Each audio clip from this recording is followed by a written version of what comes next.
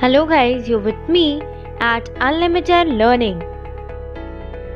Today we are going to study Act 2, Scene 1. So let's get started.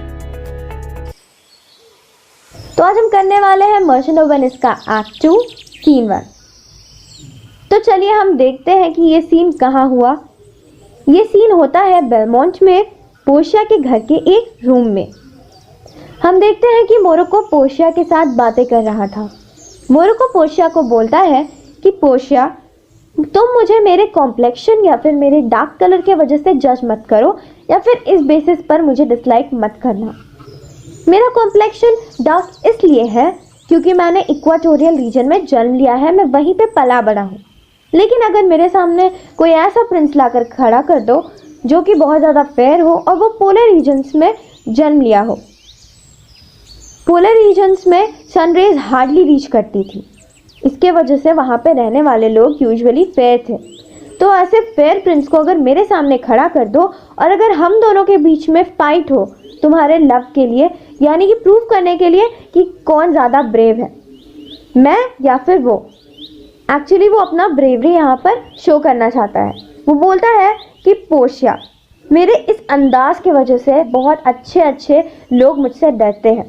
फिर वो बोलता है कि मैं सच्ची बोल रहा हूँ, मेरे कंट्री की मोस्ट स्टीम्ड विमेन, वो लोग भी मेरे इस अंदाज को पसंद करती है। मैं अपना कॉम्प्लेक्शन तो चेंज नहीं कर सकता, लेकिन मैं ये कोशिश करूँगा कि मैं तुम्हारे थॉट्स को, तुम्हारे सोच को जीत सकूँ, मैं तुम्हें जीत सकूँ।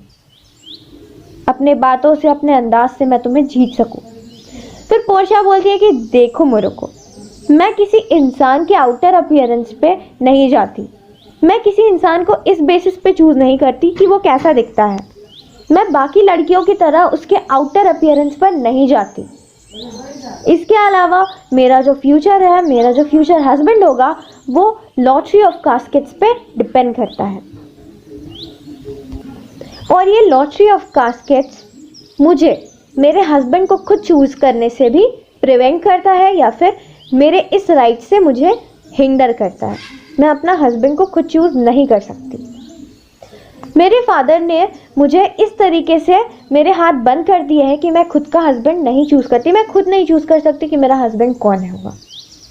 फिर वो बोलती है कि अगर लॉटरी ऑफ कास्केट्स अगर मेरा फ्यूचर नहीं डिसाइड करता तो मोरोको, तुम एक अच्छे इंसान हो, एक अच्छे सूटर हो। तुम्हारी भी मतलब उन सूटर्स के लिस्ट में तुम आते जिन्हें मैं चूज़ कर सकती। फिर मोरोको बोलता है कि मैं इस बात के लिए बहुत ज़्यादा थैंकफुल हूँ, या इस बात से मैं बहुत ज़्यादा खुश हूँ। इसीलिए मैं चाहता हूँ कि आप मुझे कास्केट्स की तरफ लेकर जाएं ताकि मैं अपना लक ट्राई कर सकूँ। फिर वो एग्जेजरेट करता है। यहाँ पे उसका बोस्टफुल कैरेक्टर या फिर एग्जेजरेशन देखा जाता है। वो बोलता है कि इसी स्वॉर्ड से मैंने जाने माने लोगों को, जाने माने प्रिंस सोफी और पर्शियन प्रिंस को मारा है। यहाँ तक कि सुल्तान सुलेमान को भी मैंने 3 बैटल फील्ड्स में हराया है। मैं सबसे ज़्यादा खतरनाक आँखें, सबसे ज़्यादा फियर्स आँखों में भी देख सकता हूँ। मुझे इससे भी डर नहीं लगता। सबसे ज़्यादा डेयरिंग इंसान को भी मैं चैलेंज कर सकता हूँ। मेरे अंदर इतना हिम्मत है कि अगर कोई यंग कर्ब्स अगर फीड कर रही हो तो मैं उसे भी डरा सकता हूँ या उससे भी मैं चैलेंज कर सकता हूँ, उसे भी मैं हटा सकता हूँ। जब लायन भूखा होगा तब भी मैं लायन को ललकार सकता हूँ, बस आपको जीतने के लिए पोर्शिया। लेकिन फाइनली ये सब कुछ काम का नहीं है, मैं कुछ नहीं कर सकता, मैं हेल्पलेस हूँ। वो एग्जाम्पल देता है, वो अपने डिसअपॉइंटमेंट को दिखाने के लिए एक एग्जाम्पल देता है। वो बोलता है कि हर्क्यूलिस और लिचस का एग्जाम्पल देता है। वो बोलता है कि अगर हर्क्यूलिस और लिचस अगर कोई गेम खेले, ऐसा गेम जिसमें फॉर्च्यून इन्वॉल्व हो, सपोज डाइस का गेम खेले, तो ऐसा भी हो सकता है कि लिचस जीत जाए और हर्क्यूलिस हार जाए। हर्क्यूलिस कौन था? Hercules was the hero of super human strength and Lichas उसका सर्वेंट था।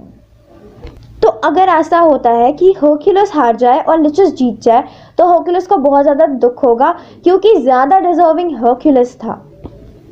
तो वो बोलता है कि बिल्कुल इसी तरीके से अगर मुझसे लेस डिजर्विंग इंसान अगर पोर्शिया को जीत जाए और मैं हार जाऊँ तो मुझे इस बात से बहुत ज़्यादा दुख होगा मैं इस बात से ही मर जाऊंगा, इसी दुख से मैं मर जाऊंगा।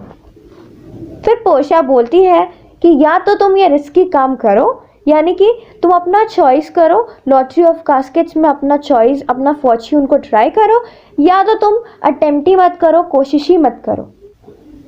और अगर तुम करना चाहते हो, चूज करना चाहते हो कास्केट्स, तो चूज करने से पहले ये ओथ लो कि अगर तुम गलत कास्केट चूज करते हो तो इसके बाद तुम कभी भी किसी भी लड़की से शादी नहीं करोगे, ना ही मुझसे इस बारे में बात करोगे।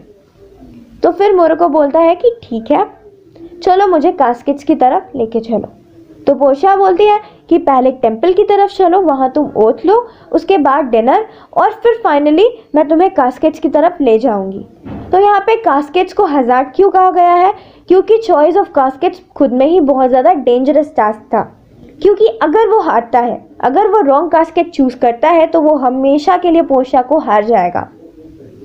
फिर मोरोको बोलता है कि ठीक है, वो बोलता है कि अगर मैं हारूंगा तो मैं दुनिया का सबसे ज़्यादा कर्स्ड इंसान हो जाऊंगा, और अगर मैं जीतूंगा तो दुनिया का सबसे ज़्यादा ब्लेस्ड इंसान होऊंगा, क्योंकि पोर्शिया मेरी हो जाएगी। और इसी के साथ ये सीन एंड हो जाता है।